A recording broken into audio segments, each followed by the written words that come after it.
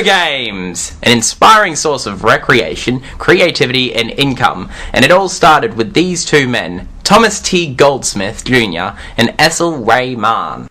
In 1947, these men filed a patent request to the US government for an invention they called the cathode ray amusement device. In 1958, William Higginbotham created the first publicly released game, Tennis for Two, by using an oscilloscope and an analog computer with the only audible sound coming from the actual mechanisms of the machine. Video games were first given sound with the release of the arcade game Computer Space in 1971 by Nolan Bushnell and Ted Dabney, and their creative team, Nutting Associates. These men ended up founding Atari Incorporated a year later and released the famous game Pong with its onomatopoeic beeps and bops. As these games were made by programmers rather than musicians, there generally wasn't any professional musical talent involved with the games as creative teams were not large scale at the time.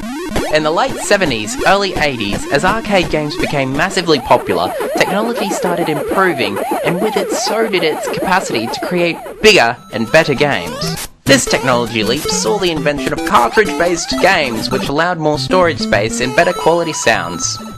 As home gaming console sales increased, the demand for more and better games saw a rise in people working at game companies. Some of these employees became huge names in today's society. A legendary example would be Nobuo Uematsu, who composed the popular Final Fantasy games. In my mind, Nobuo Uematsu, he really brought a lot of soul to the Final Fantasy games. With his NES and SNES music, it was just brilliant considering what limited tools he was working with. He was able to get players to really feel a story with the music itself. Uematsu-san is quite a different example than most video game composers. He writes leitmotifs. By that I mean each of these characters have their own very strong, endearing themes, and in some cases, like Chocobo, for instance, for 25 years, the same Chocobo theme. It might be 25 different versions, but it's the same basic melody, as the 8-bit audio from the very beginning. With the rise in MIDI and the very early days of sampling towards the late 1980s, video games started seeing the inclusion of actual synthesized sounds and the very smallest of real sounds. The most notable of these real sounds was the intro on the Sega Mega Drive, aka Genesis. What's the hottest 16-bit video game system with true arcade games, great graphics, real challenge, stereo sound? The next step forward was in the 1990s with the birth of the CD console, most notably the PlayStation, introducing fully fledged dialogue, real sounds, and actual orchestral scores.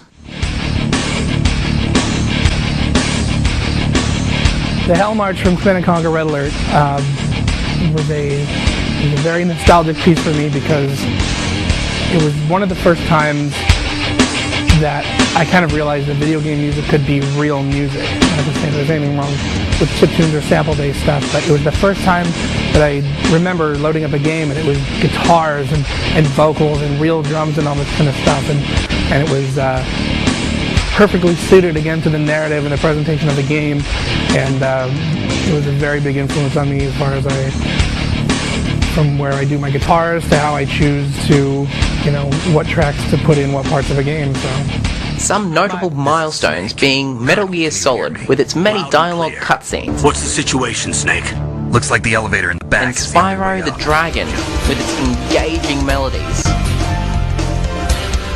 Later, with the rise in powerful digital technologies, sounds in games have been introduced to the whole new field of sound design to immerse the audience by bringing tension and mood.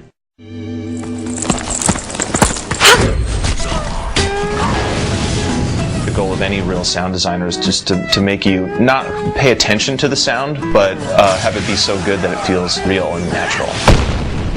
But with all the good, evil abounds, and with new technology, new fields were unlocked for the use in video games with sound manipulation and Foley. Here is where sound design gets really fun.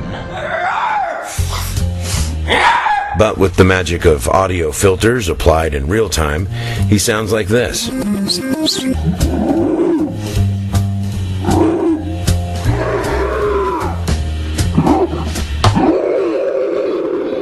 Such technological advancements have given games the ability to affect the mood of the player, and thereby shaping that mood to help reinforce the experience of their game.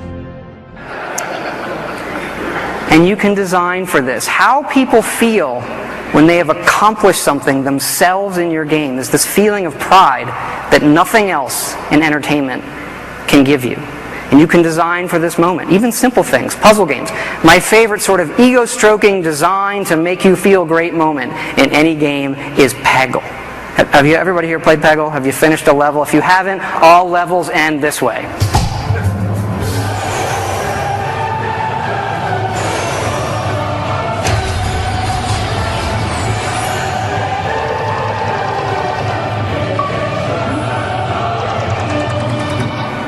I'm pretty great. I think I'll play another level. I feel good right now. How do you all feel? You feel good? The reaction is, yeah! After that, sounds just started getting bigger and better. But where are we right now with video games? A perfect example of how far we've come is Bethesda Studios' Skyrim.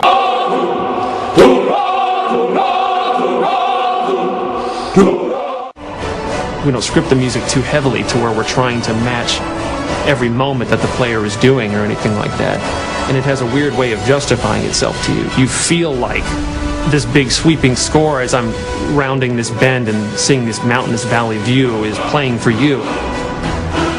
And the dialogue gets more diverse. Can you write a song that works in Dragon language, that rhymes with the Elder Scrolls theme, when translated into English, also makes sense and rhymes? And the dialogue just gets smarter. People trying a quote-unquote Nordic accent. You've come all the way to Skyrim. You're at the tip of the continent here. Guys are big and burly and have beards. The women are big and burly and have beards. And everyone's handy with an axe. A relatively new stride in gaming audio is instead of making music to fit games, games can be made to fit the music, like the Guitar Hero franchise. This means that the player can immerse themselves in a whole new type of interactivity with the game. All this adds up to make games a very mainstream form of today's entertainment, and has made game music a genre of its own, with soundtracks and external events purely dedicated to it, like Video Games Live.